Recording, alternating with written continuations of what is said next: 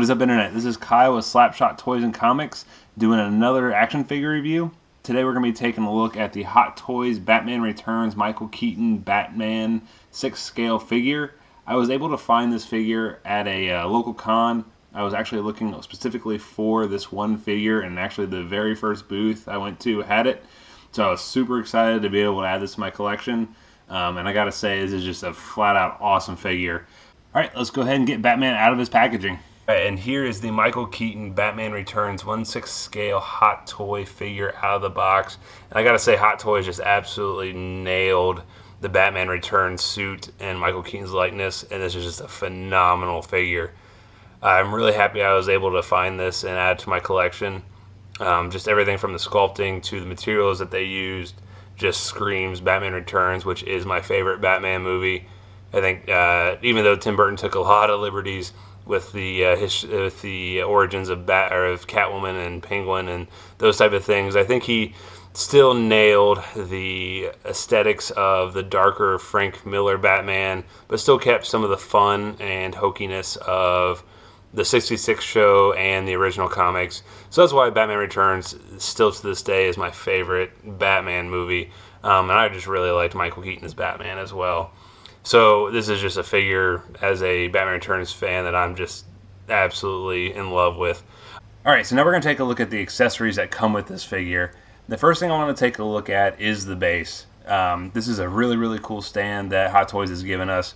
It has the Batman logo sculpted there in the middle with a really, really cool snow effect. That really gives it the aesthetic of Batman Returns being set around Christmas time, and Tim Burton's just kind of vision of the snow and just Gotham at Christmas time. I think that just looks really, really good. Then if we take a look, there is a Batman name plaque right there in the front with Batman engraved. And then one really cool feature that they added on this is there's actually two LED lights and a little switch on the back. So when you turn that on, they come on and they're extremely bright, and they're actually articulated. So you can actually push these around however you want the light to shine. And what I like to do is, when I have this figure displayed and have people coming over, I'll turn it on, and then I will actually have them shining straight up at the figure. And it just really gives it kind of that cool Batman, shadowy just look about it that really captures the Tim Burton look and the Michael Keaton look from the Batman Returns movie. Alright, so the next accessory we're going to take a look at is the grapple gun. And this is a really cool little item to have. So it has like the little steel plate there with all the individual screws, and then you have the actual cable wheel sculpted in, and it just looks really nice. And then there is a little hinge right here, so you can open this up, and then it will actually, this fits into one of the groups of hands that they gave us, so you can actually hold it like he's firing it. Or if you actually close it, there's this little magnet right there. Close it up like that, and then it will actually fit right on the belt. The belt is actually a magnet as well, so it'll just rest there. And that's usually how I display mine.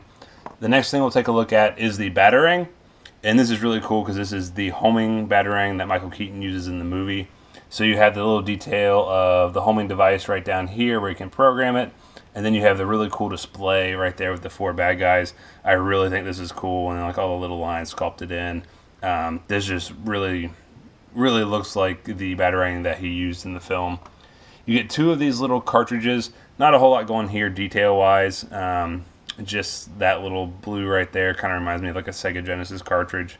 And then you also have the Batmobile remote.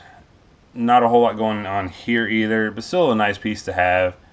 It has the Bat logo right there, and then a little silver there up at the top. Next we have the signal jammer, and this is actually really cool. It's just a black box, just like the movie, with the little antenna and little light right there. But the button itself is actually working, so you can actually press it, and there's actually a little spring in there. So that helps it. There's a set of hands that also go specifically for this. So you can just slide it in there and press the button, and it holds it really nicely. Next we have the zip line, and then this I actually don't really display with at all, but it is pretty cool, and it actually does come with a couple other pieces that you can put in here that have the rope So you could actually do a whole display of ropes coming to each side and actually have him like holding on and zip lining over. Still pretty cool. Kind of has the little detail in the grip right there, like it's rubber. I just don't use it a whole lot. The next thing that we get are the two faces. And this is my only, not necessarily complaint about the figure, but I don't know why Hot Toys went with this decision. So I don't mind either one of these. I think it's a good representation of Michael Keaton when he's about ready to, either thinking or about ready to speak. I think a lot of times in the movie he had this facial expression, and I think they captured the face fine. I just don't know why they gave us two of almost identical expressions. I would have much rather had a more aggressive, more angry expression on one of these. And there's plenty of that in the film, so I don't know really why they gave us two of the exact same face sculpts. They're not as terrible as I think some people make them out to be, but I really wish one of these was a little bit different. Alright, now taking a look at the hands, we do get 4 sets. The first set is actually a pair of fully closed fists that I actually have on the figure currently. But we also get these kind of loosely closed fists, and these are perfect for holding the batarang. So if you just slide it in there, so you can see it holds that batarang really nicely. It's not going anywhere. But the detail on these are fantastic, and this is the same way with all these gloves. So you get like the really nice rubbery textures. Then you also get this real nice sculpting on the back, on the knuckles. They just really look good and really look like they were in the film. So you get 2 of the relaxed fists, or the batarang holding hands. You get 2 of the, as I drop one, you get 2 of the grapple gun holding hands. So in these, once again, the detail on them are just fantastic with all the sculpting on the back of them. They just look really, really good. And then once you get the grapple hook, like I said, you can open it up like so. And then if you just get it like that, he will hold the grapple gun. And then it just looks really nice. Next, we have the signal jammer hands.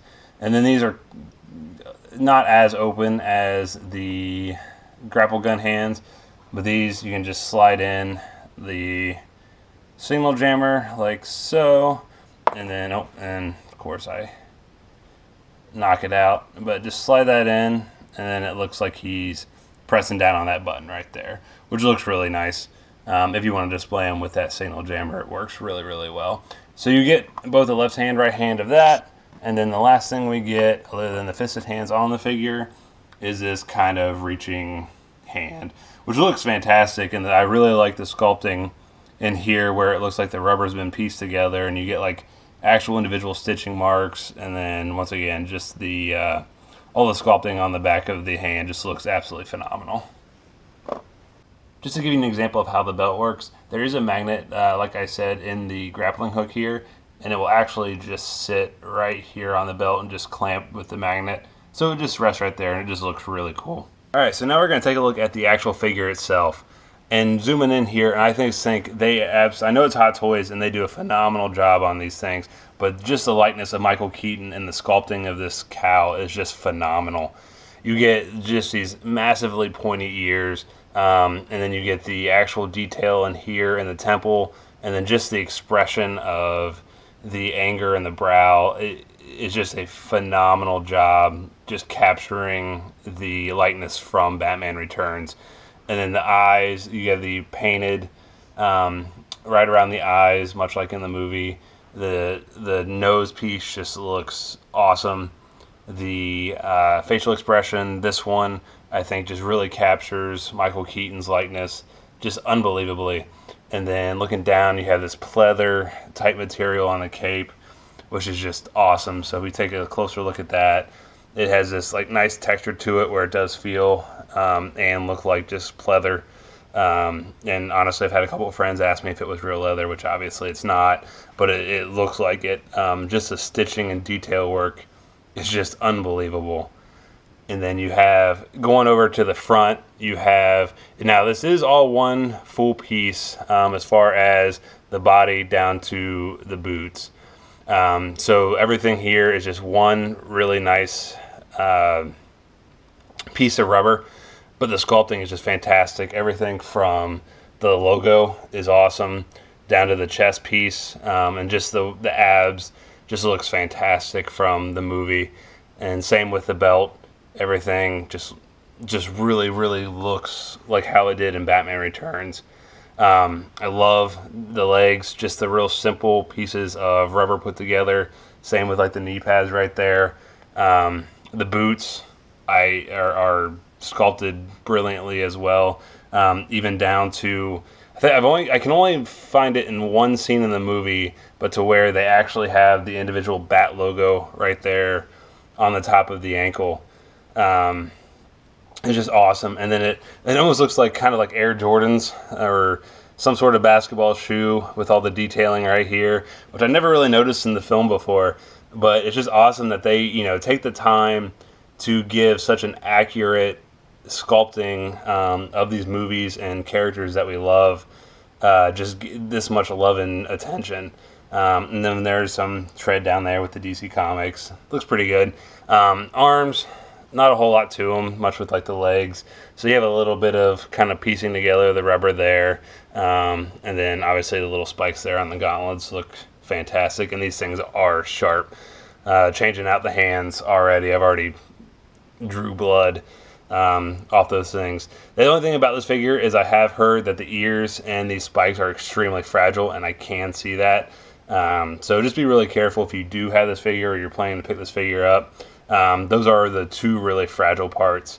But overall, I've got to say the sculpting and detail on this suit is just unbelievable. I think that this is one of my favorite suits Batman ever wore, including the new Christian Bale armor. And Hot Toys just absolutely knocked it out of the park with the detailing on this figure. Alright, so now we're going to take a look at the articulation on this figure. And I've got to say right off the bat that the articulation is a bit limited just because of the rubber suit, which I honestly think is pretty film accurate. If you take a look at the movie, it doesn't seem like Michael Keaton really can move all that well in the suit. So it really doesn't bother me all that much that the articulation is a bit limited, like I said. So we do not get any sort of head motion at all. I guess you can kind of look a little bit up, but not really. And it does move just a little bit down, but again, not a whole lot there. And because this cowl is all one piece, there's no real side-to-side movement. His arms are limited just because, like I said, it is one piece of rubber. So he can go out that far, about that far. But as you see here, this rubber starts to kind of pull a little bit. Let me move that cape so you can kind of see it. And I really wouldn't go any farther than that at the risk of damaging the suit itself. His elbows are hinged, so you get rotation about that much. So you can see, the only bad thing is it does kind of bunch up the rubber. So, I mean, if you have the cape on or anything like that, it doesn't look that bad. But there is a hinge there. He can move his arms forward about that much. But again, it's limited by the rubber suit. The fists here rotate side to side and do have a little bit of a hinge there. So they can't move there. Move that down. The torso, there is side-to-side hip movement, but again, because of the rubber suit, the second I let it go, it just comes right back. Same with the ab crunch. So the ab crunch, if I push it forward, the rubber suit just kind of springs it right back. Same with any sort of going back. Just not a whole lot there to work with. Same can be said with the legs. So you can spread, you can go about that far, but they immediately come back with the rubber suit. And again, you really don't want to damage the suit, so I wouldn't pull on them all that much. And then the legs, they are jointed, and then they can go back about that far. You do get some bunching, like I said, there in the suit, so it does look a little bit awkward. And then that's about it. And then because the boots are all one solid piece, they can rotate side to side and actually fall off, as you can see. But there is no pivot or any other movement other than just that rotation. Alright, so that's going to do it for my review of this Hot Toys Michael Keaton Batman. And I gotta say, I honestly think that this is by far my favorite Batman piece that I own. Just the detail that they went into to really bring to life a figure from the Batman Returns movie is just stunning. And even though, yes, it does have some articulation issues, I honestly feel like those are okay to have because of how the suit was designed and how he moved during the movie. So if you're really someone who's really concerned about articulation and wants to get him in some really dynamic poses, this may not be the Batman for you. The NECA toys may have a little bit more articulation as far as the 1989 Batman that they put out. But if you're looking for just a phenomenal representation of the Batman Returns suit and Michael Keaton's likeness, then do not hesitate if you have the money to pick this figure up. They are expensive, extremely expensive, but I honestly think they're worth every penny if you're a massive Batman fan. I am, and this is by far my favorite piece in my collection. Alright, I want to thank you guys so much for checking out my channel. I really hope you guys are enjoying the figure reviews. I know I'm having a ton of fun putting them together. Just let me know in the comments what you guys think of this Batman Returns Hot Toy, whether you guys like it or the articulation problems just absolutely ruins it for you. I hope to have a couple more Marvel Select figure reviews up, as well as a Square Enix Venom Play Arts figure review. So make sure you guys don't miss out on that content. Go ahead, hit the subscribe button if you guys like this video. Go ahead, hit the like button. I really appreciate you guys checking this out, and I look forward to hearing from you guys in the comments, and continue watching. Thanks so much, guys. I'll catch you later. See ya.